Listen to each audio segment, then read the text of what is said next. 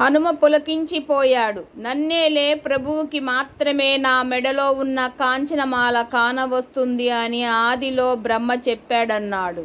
శ్రీరామ లక్ష్మణులను సుగ్రీవుని వద్దకు తీసుకొని వెళ్ళాడు.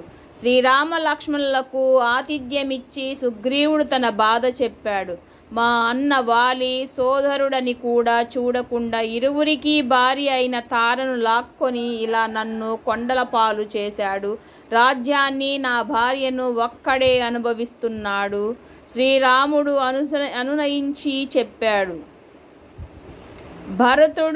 భరతుడు ఏలే రాజ్యములో అన్యాయము సహించను, నీకు న్యాయము చేస్తానన్నాడు. హనుమ శ్రీరాముణ్ణి వచ్చిన కార్యం గూర్చి చెప్పమన్నాడు. శ్రీరాముడు అపహరణ గూర్చి చెప్పాడు.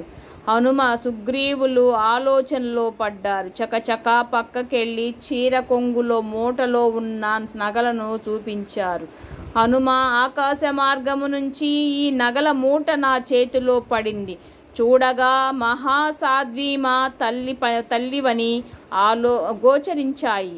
భక్తిగా పక్కనుంచాను. శ్రీరాముని మనసు విలవిలలాడింది. సీతాదేవి ఆభరణాలను చూసి కన్నులలో నీళ్లు తిరిగాయి శ్రీరామునికి. ఋష్యమూక పర్వతముపై అగ్నిని వేల్చారు. అగ్ని సాక్షిగా, ఇక నీవు మా స్నేహితుడవి.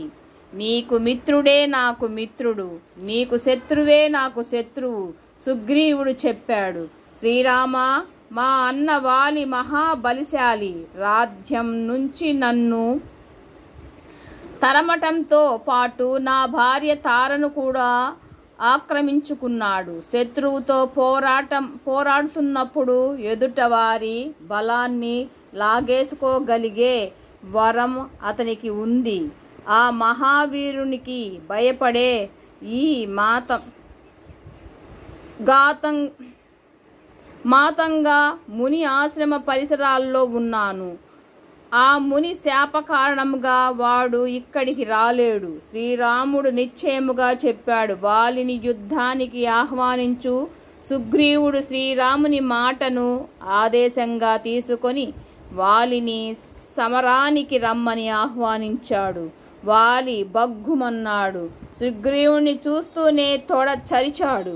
వాలిపై తాను తొడ చరిచాడు సుగ్రీవుడు. ఇరువురు ఢీ కొట్టినారు. రెండు కొండలు ఢీ కొన్నట్టే పెద్ద శబ్దాలు, పోరు భీకరంగా సాగింది. ఢీ కొన్నట్టు పెద్ద శబ్దాలు, పోరు భీకరంగా సాగింది.